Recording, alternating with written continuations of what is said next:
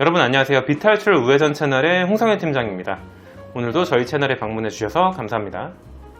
오늘 저희 비탈출 우회전 채널에서는요, 개인휴생하면 압류 언제 들어오냐에 대한 내용으로 영상을 한번 만들어 봤습니다.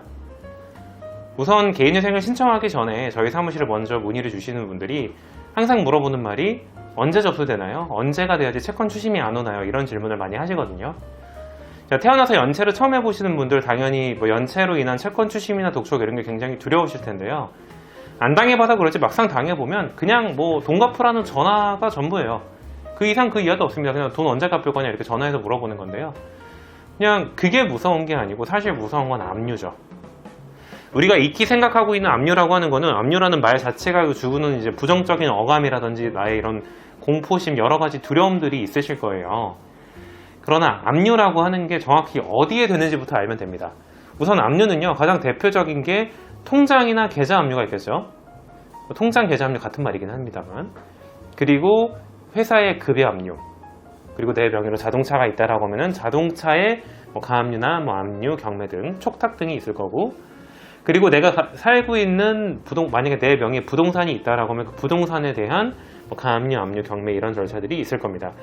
이런 것들은요, 내가 연체가 길어짐으로 인해서 채권사들이 먼저 돈을 갚으라고 계속 지속적으로 나에게 컨택을 했지만 나에게 납부할 의사가 없어 보이니까 법원을 통해서 민사소송을 해서 승소한 이후에 강제 집행을 해서 압류하는 겁니다.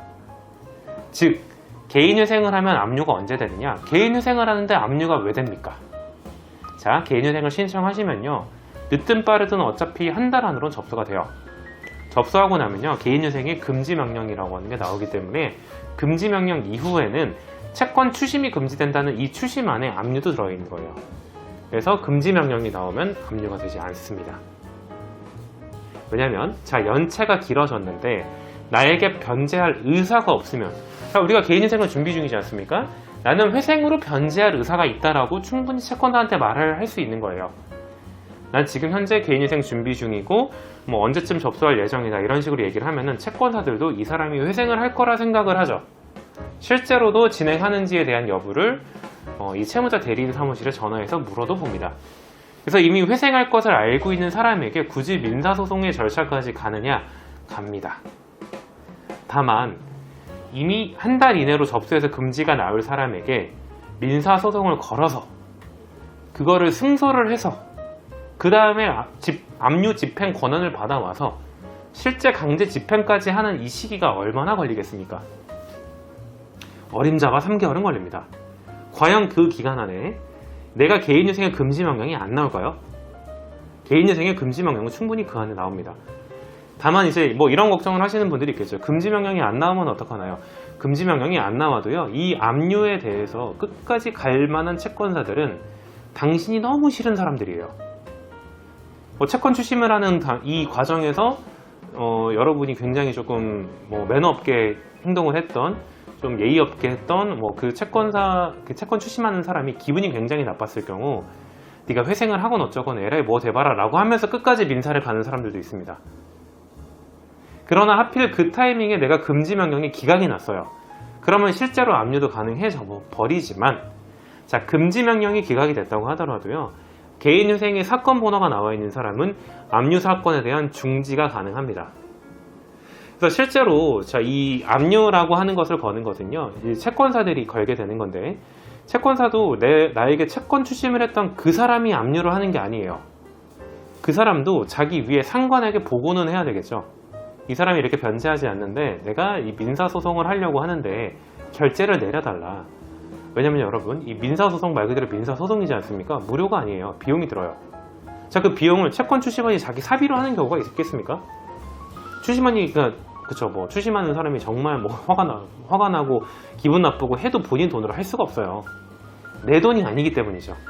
그래서 해당 법인의, 해당 채권사의 돈으로서 이제 민사소송 진행을 해야 되는데, 위에서도 결제를 내려면 그만한 값어치가 있어야 되는 거예요. 내가 예를 들어서 민사소송을 하는 데 있어서 물론 지급명령 같은 소액소송이나 이런 단순소송으로 할 거면 상관이 없겠지만은 정상적인 민사 본안소송 들어간다라고 했을 때 그 비용을 누가 납부할 거냐? 회생을 신청해서 금지는 안 나왔지만 조만간 게시가 나올 것 같은 사람에게 민사소송을 끝까지 진행하는 사람은 생각보다 그렇게 많지 않을 겁니다. 그래서 조금 전제를 바꿔보자면 개인 회생을 하면 압류가 언제 들어올 것이 아니라 자, 연체가 되면 압류가 언제 들어올 거로 질문을 한번 전제를 바꿔봐야 돼요. 개인회생도 하지 않고 아무런 것도 하지 않지만 단순하게 내가 채무가 너무 과다해서 연체가 돼가지고 연체가 길어졌다. 자, 그럼 2, 3개월 안으로는 압류가 확정이 될 거란 얘기입니다. 물론 이것도 저희가 다른 영상에서 다룬 적이 있지만 지급 명령에 대한 대처를 했을 때의 얘기예요. 지급 명령에 대해서 아무런 대처도 하지 않았다라고 하면 압류까지 한 달 이내로 충분히 가능합니다. 내가 지급 명령에 대한 대처는 했고 이후 민사 본안 소송에 대해서 압류가 진행되기까지는 연체로부터 3개월 이내로는 확정이 될 수 있다는 거죠. 그래서 이미 이 영상을 보고 계신 분들 중에서 아직 개인회생을 준비하진 않았지만 연체가 한 달 이상 넘어가시는 분들이 있으시다. 생각보다 시간이 별로 없어요. 이 압류가 집행되기 전에 최대한 빨리 개인회생을 접수해야 압류 자체를 시도하지 않거나 혹은 압류가 들어왔다고 하더라도 개인회생 절차를 통해서 중지하실 수 있을 겁니다. 자, 오늘 저희 비탈출 우회전 채널에서는 개인회생하면 압류 언제 되냐라는 내용으로 영상을 한번 만들어 봤습니다. 오늘 제 영상이 유익하셨다면 구독과 좋아요, 알람 설정 부탁드리고 다음 시간에도 더 좋은 영상으로 다시 찾아뵙도록 하겠습니다. 감사합니다.